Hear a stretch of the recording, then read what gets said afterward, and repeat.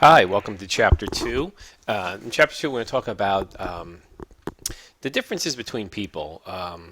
People are a very different group, and when they get together to form a work environment, it can be challenging. So, everybody needs to know some of the basic terms before they get involved in a work environment.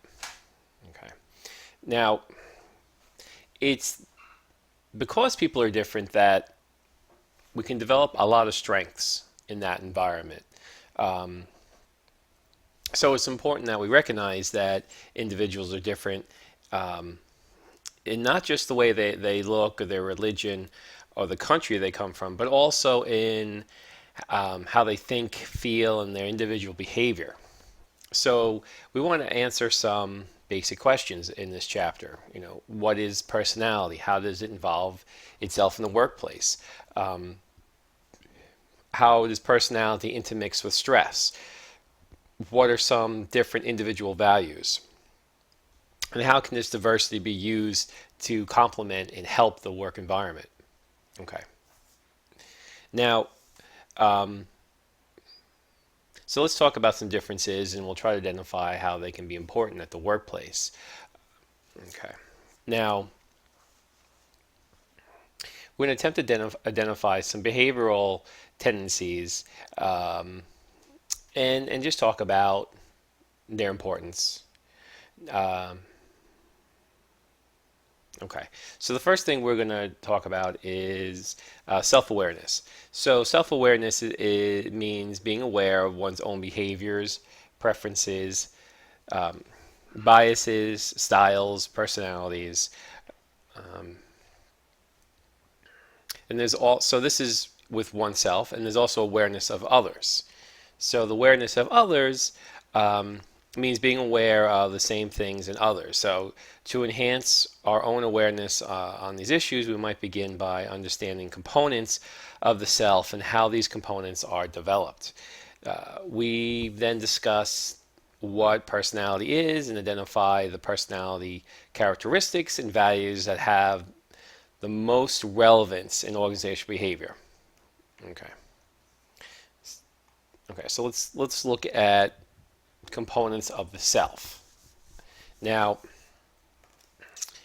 the ways in which individuals integrate and organize their personalities and the traits they contain make up the self concept. The self concept is the view individuals have of themselves as physical, social, spiritual, and moral beings. It's a way of recognizing oneself as a distinct and individual human being. A person's self-concept is greatly influenced by his or her culture. For example, Americans tend to disclose much more about themselves than do the English. This is an American self-concept that is more assertive, more talkative. So in many cultures, and typically Americans are very vocal, very eager to get involved in a conflict or in the middle of a conversation or interrupt or let their ideas be known.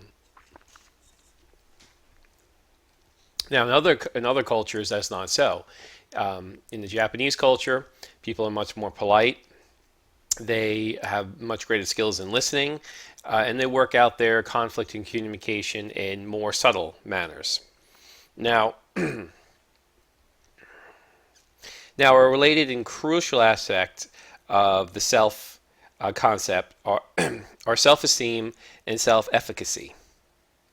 Now, self-esteem, which we know, I'm sure you know this term. It's a pretty common term, and basically, it's how you see your own wealth. Overall, your self-evaluation of how important you are, the values you have, your capabilities, how worthwhile you are, how accepted you may be. So people who have a high self-esteem tend to have few doubts about themselves.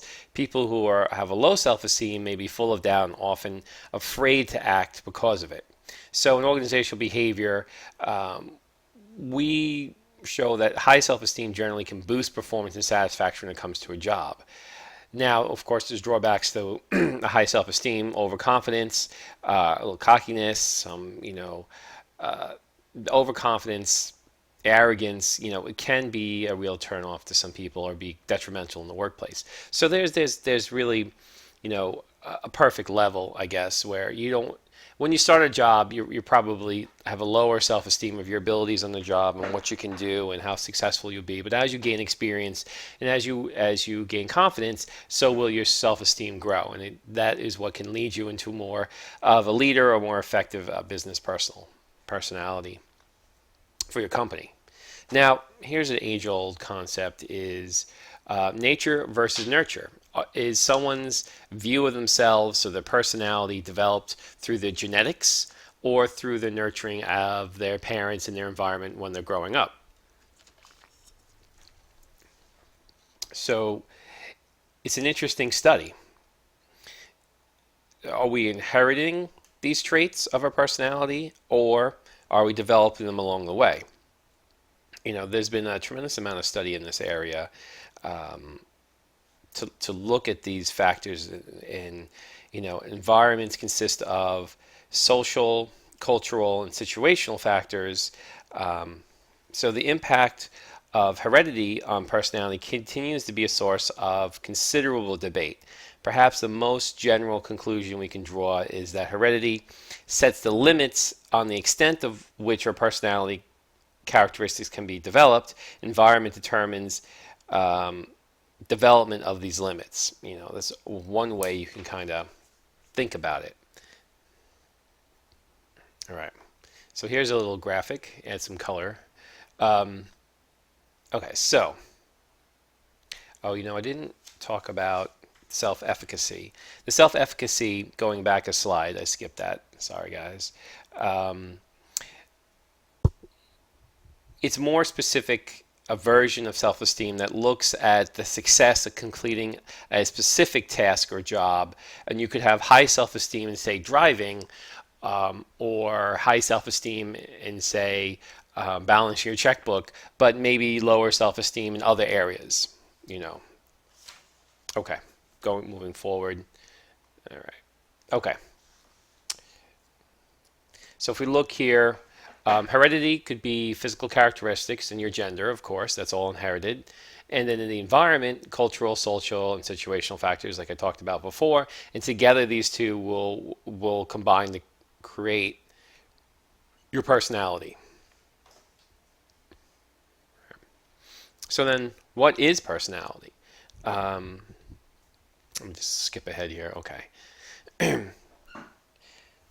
Well, personality is something that, how would I explain it? We all know what it is. I'll just start out with that, but I'm just trying to put it in words. I guess it's just sort of all the characteristics that make you you. So it's all your mannerisms, the uniqueness about you, how you react to situations, how you interact with people. All these combination of physical and mental characteristics is your personality. Some people are more sensitive, some more people are more outgoing. So everybody has sort of a unique combination of personality traits. Now there are 5 big personality traits that we can talk about. Okay, so the 5 traits: extroversion. This is being very outgoing, being very vocal, assertive. There's agreeableness, conscientiousness, being responsible, dependable, persistent, basically not being a flake, as I like to say. Emotional stability and openness to experience. So let's talk about these for a minute. Where are these big 5 personality dimensions? How are they used? What are some abilities of them? Well, if you ever use the standardized personality tests, Brigham Myers is one of them. They'll ask you a series of questions, and they'll score you in each of these areas, and they'll give you an idea based on your responses, your personality type and your profile of the 5 dimensions. How much of each of these dimensions are inside of your personality, because they're all part of a factor. One or two will be dominant, but all of them will be present. So in organizational behavior, we like to look at these personality traits to divide them into social traits. So each personality trait will have a sub listing of the big dimensions will have a sublisting of social traits, personal conception traits, emotional adjustment traits, and these categories somehow they fit together to make you who you are. Okay, so these are, as I described, the big five. And I think we could all say at times we're extroverted or we're agreeable or we're conscientious of other people's feelings and properties and we're our responsibilities.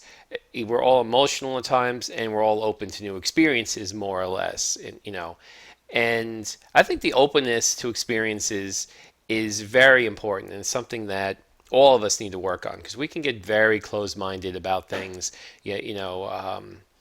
Immediately in defensive mode. No, I don't like that. No, I don't want to do that. Or I've never tried it, but it doesn't look like I want to. Or, we've been only situations where we're resistant to change or resistant to try something new. And you really should be open to experience, have an open mind about things. I know this is a key thing while working in an organization to have an open mind to what the business does, to who your coworkers are, to their approach to doing their work in business, and being open to what they have to offer instead of closing them off or shutting them down too quickly. Okay, so let's talk about social traits. And this is, I guess, the way people appear when you first meet them, or when or the way that in many cases you can kind of more easily affect your social traits. And it's the way you act, I guess, in public is what you could say. Or various social settings. Are you polite? You have manners? Things of that nature. And people will, of course, judge you on these types of social traits that you may have. Okay, so your personality and your social traits and your five personality dimensions, they can be involved in the way a person solves problems. And there are different ways that people obviously can solve problems. Now, the problem-solving style, if we talk about that for a minute, it's a way to measure or look at your process for obviously solving problems. How do you gather and evaluate information in solving problems and making your decisions? So gathering information could be one step in problem solving. So of course involves getting and organizing information. So you will have a particular style of information gathering from, for example, you say you need to gather information on a work-related issue. You could be the type of person who goes around and talks to other people and gathers information in a very verbal manner. You could be someone who writes emails and gathers information in a more formal manner. You could be someone who investigates outside sources. So obviously there's different ways. Sensation type individuals prefer routine, order. They emphasize well-defined gathering, the skills in gathering information. They would rather work with facts than look for possibilities. Intuition or intuitive type people prefer the big picture. They like to solve problems. They like to solve new problems. They dislike the routine. They like to look for possibilities in many different areas. I would say that I'm more of an intuitive type individual when it comes to gathering information, although I do have some more traditional techniques as well, of course. It's a combination of the two. Now, the second component in problem solving, of course, is evaluation. How do you make your judgments on the information once you have collected it? The styles of information evaluation can vary from an emphasis on how you feel to so it could be more using your intuition, your gut feeling, or it could be more reasoning and using intellect on the data you've collected to downplaying emotions, but a little bit more scientific approach to evaluation. Now, in gathering information and evaluation, there are four basic problem-solving styles. There's sensation feeling, intuitive feeling, sensation thinking, and intuitive thinking. And I think, do I have that on the next slide? Yes, I do. So there's a lot of different traits within each of these, I guess, four quadrants, if you want to think about it. Now, for example, if we look at sensation thinking, they prefers more of an analytical strategies. Those that deal with detail and method. Intuitive feelers prefer intuitive strategies. Those that emphasize overall pattern fit, not surprisingly, mixed styles. Sensation feelers are intuitive thinkers, select both the analytical and intuitive strategies. So there's been a lot of findings. The thinkers tend to be more highly motivated than do feelers, and the individuals who emphasize sensations tend to have a higher job satisfaction than people who are more intuitive. There's many findings along this area of this sort of methodology. And again, there's the Myers-Briggs type of a test. It's called the MBTI that you can take. It's only about 100 questions or so, and a lot of companies do give them, or sometimes when you're trying to figure out what career is best for you can take this evaluation test, and it looks at and tries to put you in these categories so you have a better idea of how you think and act and solve problems. So if you look at this slide here, we could see you can kind of just think about yourself and say, are you someone who is more in this quadrant? If you're sensation feeling, friendly, sympathetic, open to communication, responds to people, good at cooperating, goal-oriented. If you're more of, some days I feel like I'm more of a sensation feeler, and some days sometimes, I could see myself in each of these roles in different situations. If you're intuitive feeling, insightful, mystical, idealistic, personal, creative, you're good at imagining new combinations. So when I take these tests, I usually I fall into this more intuitive feeling box in most of when, and I always think of myself as more of sensation thinking. I feel that I'm more technical oriented, I'm more logical, look at hard data, good at observing things in order and filling and recalling in memory, following rules and procedures. That's how I like to think of myself. But when I take these personality tests, I usually fall on more of the feeling side and more of the intuitive side. Now, I guess sometimes I skew a little bit toward the intuitive thinking, which is synthesizing, combining both trusting what I'm feeling and marrying it up to interpretation of logical ideas and data and discovery, and being a little bit more speculative in my understanding of things. It's for these different quadrants, I think that if you just take a moment to kind of read over these different feelings and think of a problem that you solved recently and try to think of, which one of these four methods did you use mostly? We're going to use, every person is using a combination of these four quadrants, but which quadrant do you think you center yourself on the most? Okay.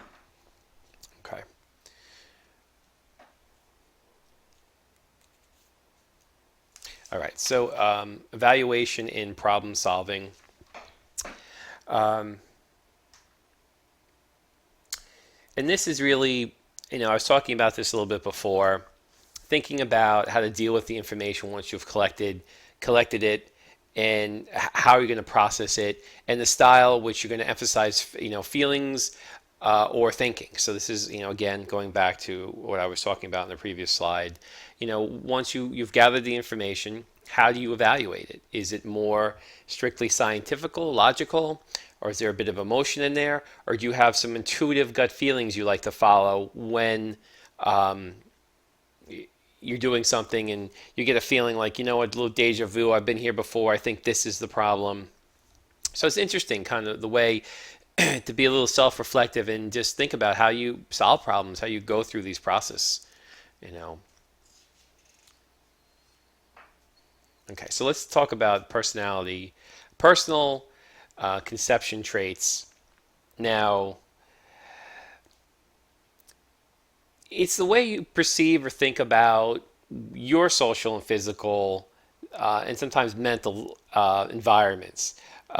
What are your major beliefs um, on a whole range of issues? So um, basically, things that you've thought about in the past and you've decided that I'm either on this side of the issue or that side of the issue. So you have these personal traits that, that make up, your position. Say you're a political candidate running for office. You would want to explain a lot of these traits, and they're all, personal to you, and you're hoping that you're aligning yourself up with a group of people that feel similar who want to vote for you because they want to express, they want to express these traits in legislation. Okay. Locus of control. Now, this is really about, it's all about control, sort of, I guess, what Janet Jackson said in the 80s. The extent in which a person feels that they're in control of his or her own life. And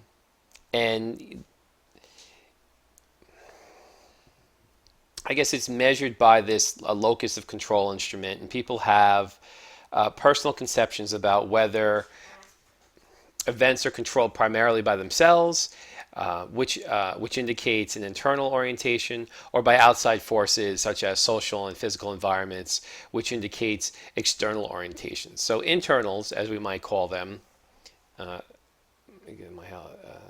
make sure I'm not getting ahead of myself, are persons who have what we call internal locus of control, that believe that they control their own fate, their destiny. In contrast, we have the externals, or people who live with an external locus of control and believe that much of what happens to them is beyond their control and determined by environmental forces such as fate. In general, externals are more extroverted in their interpersonal relationships and more oriented towards the world around them. Internals tend to be more introverted and more oriented, or they oriented the world towards their own feelings and ideas. I guess it's been suggested that internals tend to do better on tasks requiring complex information processing and learning, as well as intuitive. Many managerial and professional jobs have these kind of requirements. Now, control, I guess it's sort of a combination of the both. There are some things we can control that ourselves, and there's some things that we can't control that external forces are in control of. And many philosophies and many different ideals about control. Many say that control is a complete illusion. You have no control whatsoever. But we all know that I can control myself as far as what I'm having for lunch, for the most part, what I say and do. And then there's outside forces that I am out of control of, that I have, and it's dangerous for me to think I can control or try to control.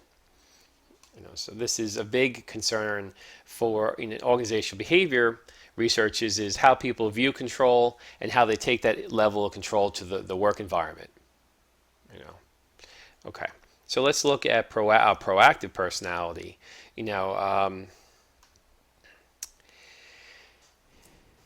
The people can be passive and people can be, I guess, proactive. And a proactive person really wants to change or influence their environment around them. And these they take actions that they feel will somehow change their environment for the better. Individuals with a high proactive personality, of course, which you would expect, identify opportunities and act upon them, show initiative, take action, and persevere until a meaningful change occurs in their life. So someone who wants to be more fit is the type of person that would join a gym and keep going on a routine basis and work very hard till they actually see a change in their bodies. Individuals who are more passive tend to adapt more to the circumstances than to change them. So, if you were more passive and you were getting a little out of shape, then maybe you would take the elevator more, drive around more, not really fight against it as much. All right, so not the best example. Companies generally seek individuals with more proactive qualities, which you would expect. Individuals who take initiative, engage in proactive problem solving. So proactive personalities is, I guess, related to job performance. The more proactive you are, generally your job performance, creativity, leadership, and career success can be sometimes directly attributed to that. In organizational behavior, I feel that you need a combination of people who are proactive and people who are not so proactive, because together you can't have everybody who's proactive, because it'd be sort of like 12 people all tied to a rope and running in a different direction. You need some people who will work with the proactive people in more of a passive manner. All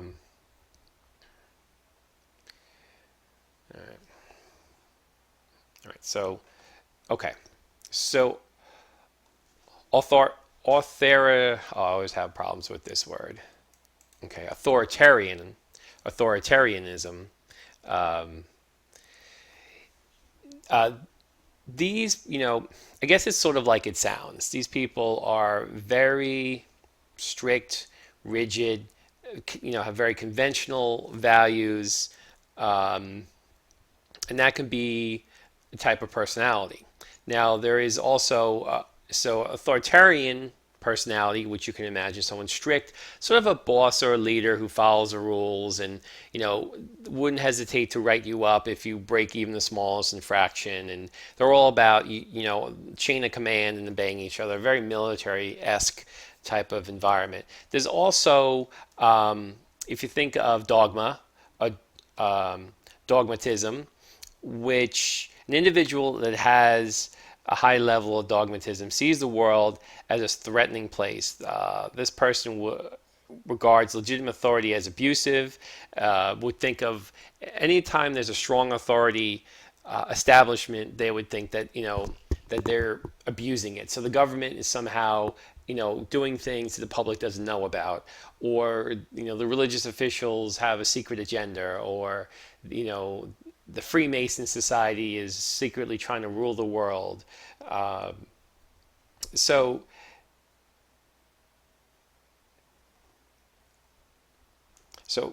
I guess they accept or reject others according to how much they agree with their own values or ideas. So I guess, if someone who has a lot of, how can I say,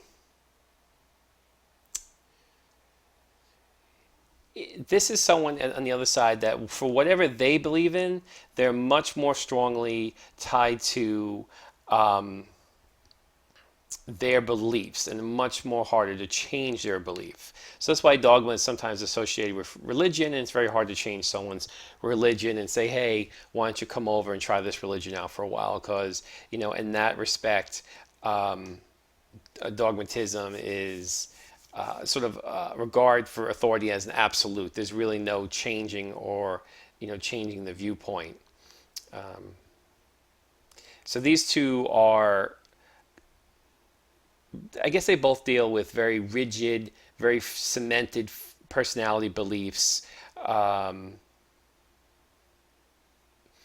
dealing with authority and beliefs, and you've all met people who can, have this eagerness to comply and to their beliefs or their authority. Now, okay, so Machiavellianism is another dimension of someone's personality. And I guess this is associated with someone who's very, I wouldn't say greedy, or I guess kind of someone who's unscrupulous would be a way of saying it. And let's see, how can I explain this? If you're a master of guile, deceit, opportunism, and you can manipulate interpersonal relationships to your benefit, um, you're somehow manipulating others for your own personal gain. So you're not working to the betterment of the company or the betterment of society or the planet. You're just really working for yourself. So a person who has this type of orientation approaches situations logically and thoughtfully, and is very capable of lying to achieve their personal goals. So they look at things, it's sort of like ambition without ethics, I guess is one way you can think about it. And they're not really swayed or boxed into any loyalties to friends or family, any past promises. They could switch sides when they need be, to suit their own survival or what's best for them. They're not really loyal people. Um,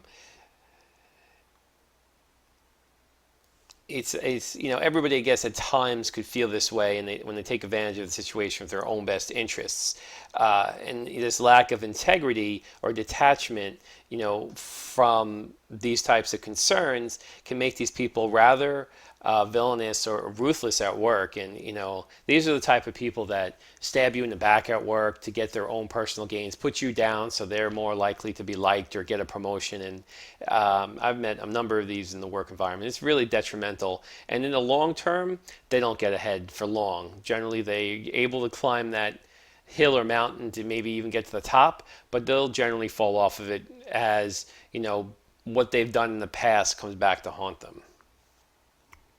All right. Now, if you have a low Machiavellian personality, you can accept direction. Um,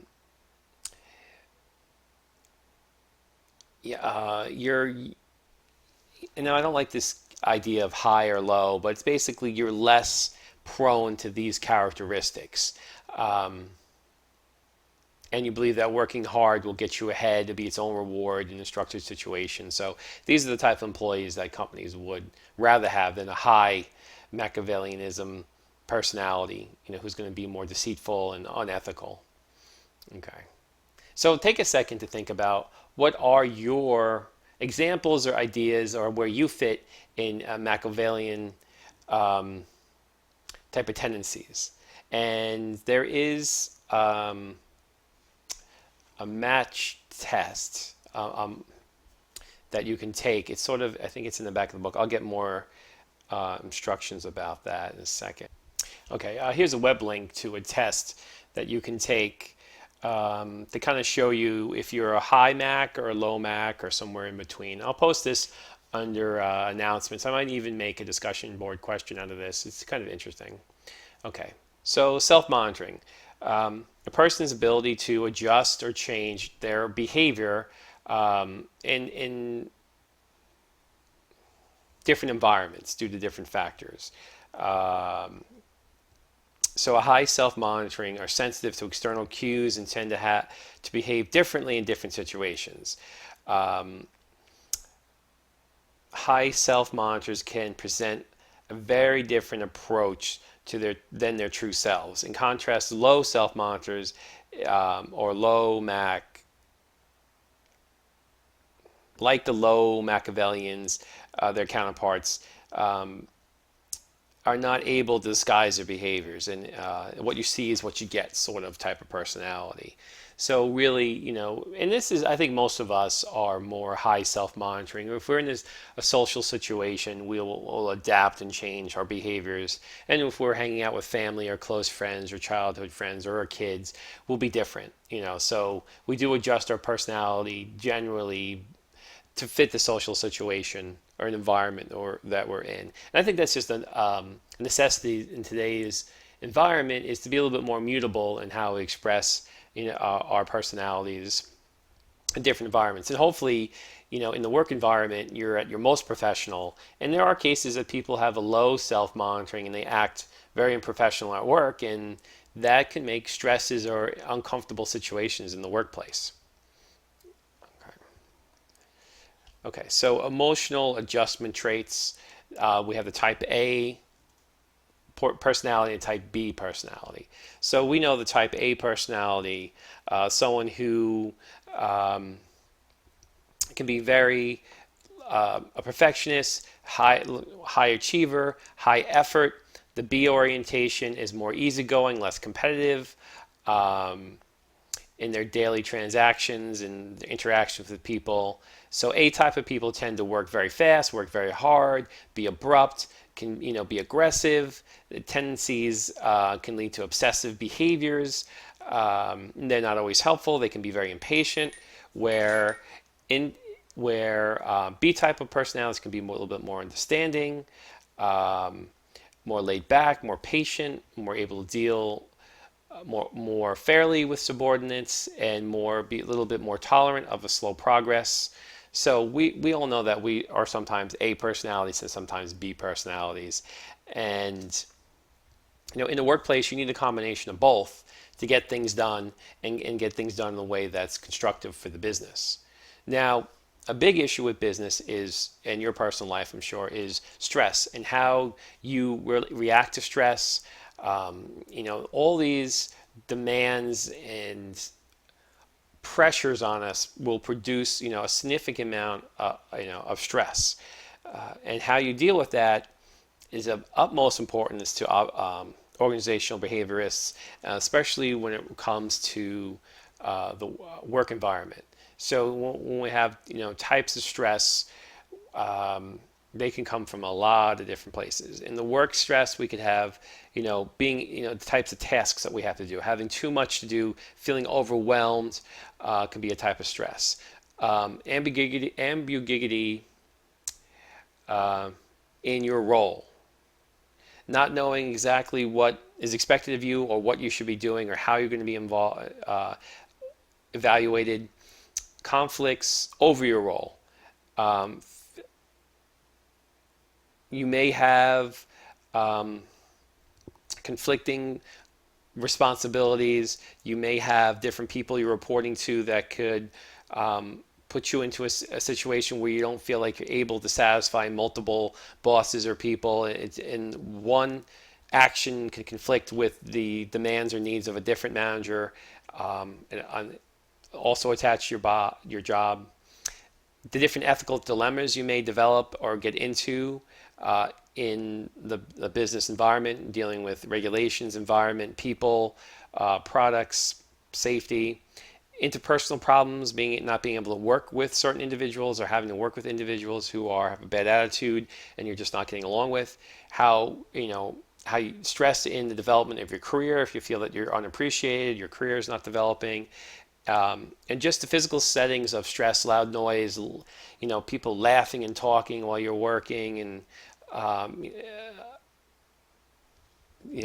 the heat level of the office, and things like that can all lead to stress. That's the work-related stress. And then, of course, you have your life-related stress, which relates to people in your family, your friends, events happening to you on your home front, financial issues, problems with the boyfriend, girlfriend, husband, wife, things like these are all stresses that we have to deal with, and it's difficult. Here's the list of the work-related stresses I was talking about, and this is a lot. We've all have stress in various amount from these areas from time to time, and the way you deal with it can create more stress or alleviate stress, and that's organizational behaviors like to look at both avenues and try to teach people how to deal with stress and how to alleviate it, how to resolve conflict in stressful situations as soon as possible, because stress is not good.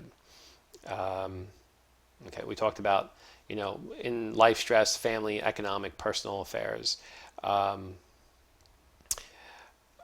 So talking about outcomes of stress, Now, sometimes stress can be good because that could help us get going and feel the pressure and be more encouraged to get moving and solve problems and be more creative. So stress can actually be good. So a small amount of stress is actually good to keep us moving, such as a deadline for a homework or a paper. That stress coming up can actually get you motivated and started. And I've noticed with students that they don't start working on the studying for the test or the paper or certain projects until a day or two before they're due. And you also have the destructive stress that negatively impacts us, and then it gets so overwhelming we want to do nothing and just does not really benefit us at all. It prevents us from getting done what we need to, and may lead to job burnout, where you just have a complete loss of interest and job satisfaction to the point where you can't function at work anymore, and you're going to have to probably quit and find another career if these destructive stresses are not relieved. Okay, different ways that people cope with their stresses, or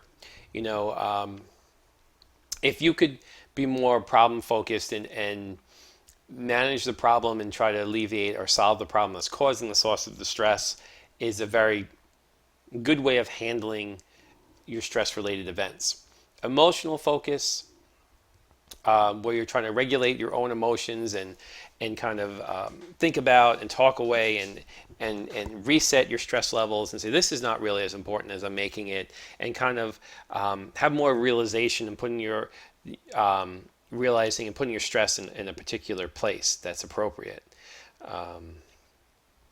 And for example, problem focused coping strategies can include you want to get the person responsible to change his or her mind, make a plan of action to follow, stand your ground, fight for what you want. Where more emotion focused coping strategies can include looking for the silver lining, trying to look for the bright spot, or just trying to forget the whole thing or rationalize it away in some way. Okay, so personal wellness is a concept where people are involved in a positive way in the pursuit of their education, their job, career goals, their health, and it's a good thing. So the concept recognizes individuals' responsibilities to enhance and maintain the wellness through a disciplined approach to physical and mental health. Employee assistance programs, are sort of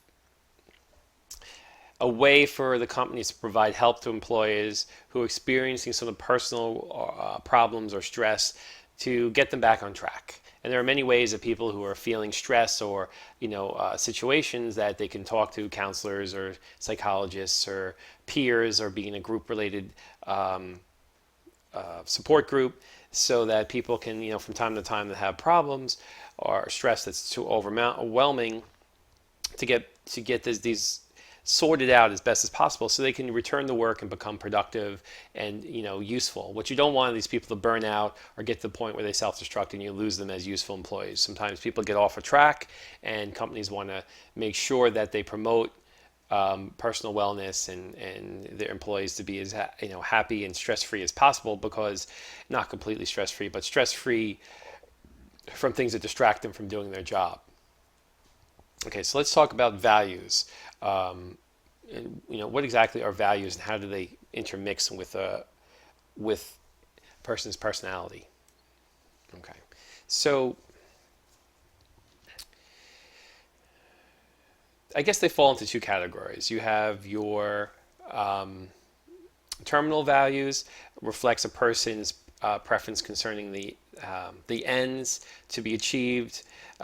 They are the goals an individual would like to achieve during their lifetime. Now, instrumental values reflect the means for achieving the desired ends. They represent how you might go about achieving your important end states, depending on the relative importance you attach to the instrumental value. You look at the list. If we make a list of certain, do I have give you some examples. Some terminal values could be a comfortable life, an exciting life, a sense of accomplishment, giving back to the world, attributing to world peace, happiness,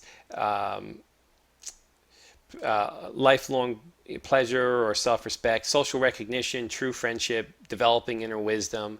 Those are more terminal values. Instrumental values could be how you're going to get the things you value to help get you to the terminal values. So you could value hard work or open-mindedness. You could be, a capable person, work to be cheerful, forgiving, helpful, honest, imaginative, intellectual, loving, logical, obedient, polite. These are instrumental values that help you could use to get to or achieve your terminal values. So you can kind of think of values in those two groupings. Let's talk a little bit more about some classifications or categories of workplace values. Achievement, getting things done, working hard to accomplish difficult things at work. Helping and concern for others, being concerned for the people you work with and helping others. Honesty, telling the truth and doing what you feel is right. Fairness, being impartial and doing what is fair for all is concerned. So these four values have been shown to be especially important in the workplace. And the framework should be particularly relevant when we're studying organizational behavior. So the importance of these values in both leaders and followers. So there's, I guess there's a point at which, these values all come together and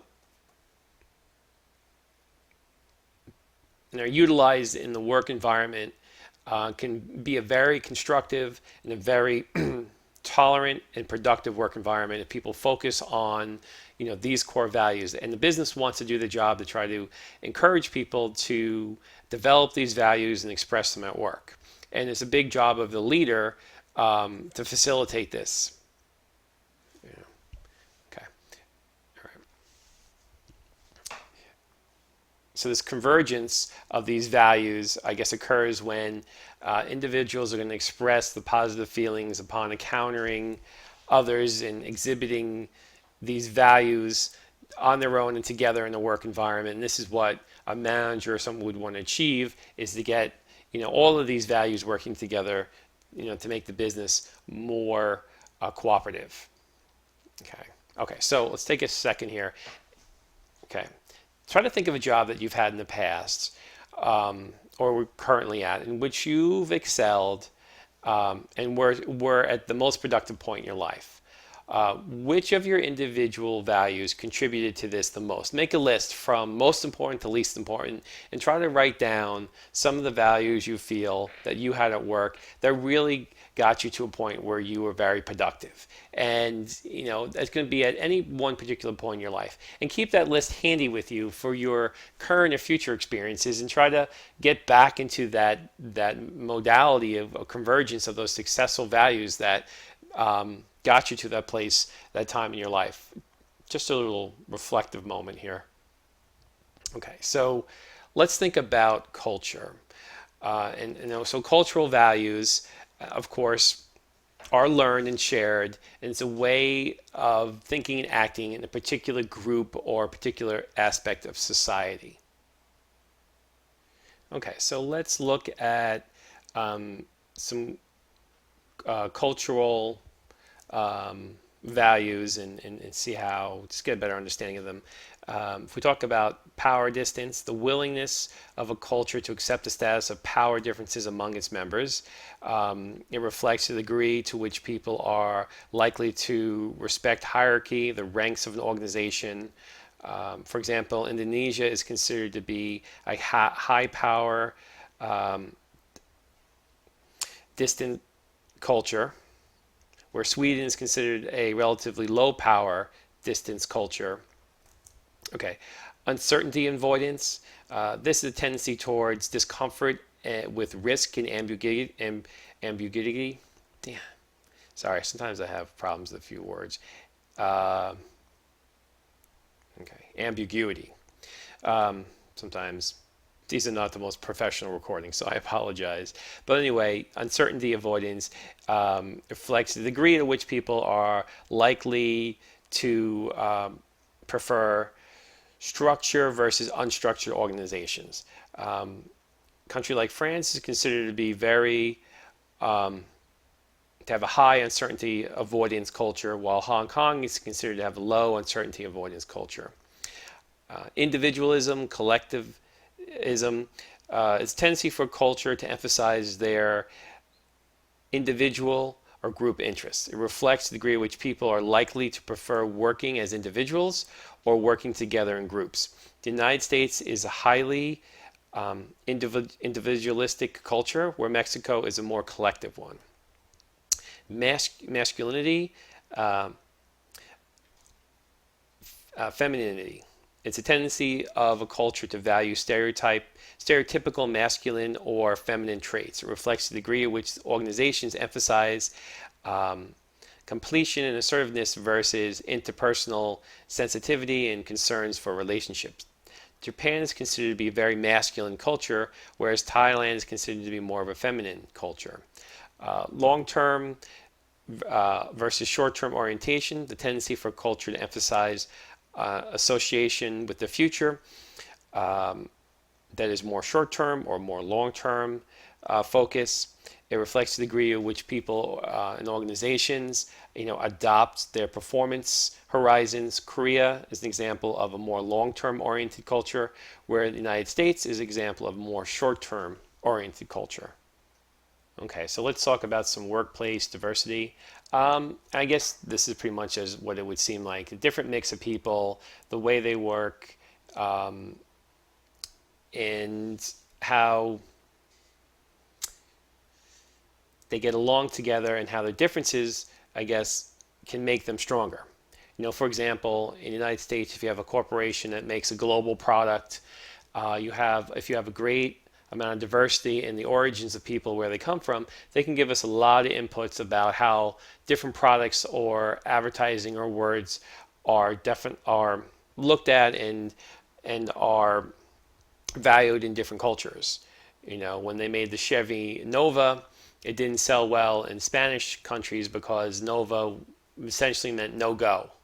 So you're making a car with the name no go. So diversity in the workplace can be very beneficial if used properly and encouraged. So if you acknowledge the different strengths among the diversity, organizations can utilize these to build a stronger company by using the knowledge and experiences of all these different individuals to make a stronger company, a stronger product, and basically working with the strengths of all these individuals in a way that they can minimize their weaknesses and focus on their strengths to have an overall benefit for the company. One of the reasons they say the United States has been a force in creativeness, innovation, is the routine in which we work with so many diverse peoples has led to what they say a more innovative and a more constructive environment for the companies that have been able to benefit from this diversity. Now, of course, diversity can fall into many different areas: race, gender, where you come from, economic status, educational background, religion, sexual orientation, marital status, military, and other different experiences. All could be important to the diversity of the workplace. Now, a sort of a negative thing is stereotyping. When people make generalizations about a group of people, or oversimplify, or make a commonality among people, that is a stereotyping. And that could be very hurtful to certain people that are within that group but don't fall into that stereotype. Or if the stereotype is overall a negative stereotype, it could be putting certain groups of people down. And that's always looked down upon in business as well as life, because you're distinguishing a group and you're separating them and you're minimizing the positive impact it can have on business. So stereotyping is never appreciated and never the set for a constructive work environment. Now, when it comes to race, this is a very sensitive issue, and there's been a lot of stereotyping, or there's been a lot of prejudice against people of different races, and actual laws and regulations had to be enacted to prevent this discrimination in the workplace because it was so prevalent. I like to think in this day and age that we've grown above and beyond this, but it still does creep into from certain individuals and can be a very destructive force in the workplace. Now, when we talk about something such as gender, we look at the typical gender roles of male and female, and they both bring, males and females, different sets of skills to the workplace. Sometimes they can bring the same sets of skills, but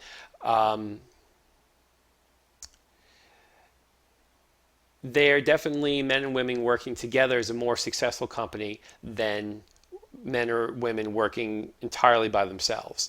And in many cases, it's been suggested that women are better managers and leaders. And it's something that we're certainly going to look at and see if there's a couple of good questions the book brings up about that. And I'd like to get your feelings on that in one of our discussion questions. Sexual orientation in the workplace. This is a hot topic these days as businesses are realizing they have many gay and lesbian employees, and that these people typically fall into the category where it's okay to make fun of them. Like, also people who are overweight. But you know what? It's not okay. And even though they don't have legally the same protections as some of the other defined races and categories of gender and things of that nature, companies are putting policies in place, and governments are slowly changing the attitudes towards these workers. And what's very interesting as far as companies are concerned is they kind of lead with the money.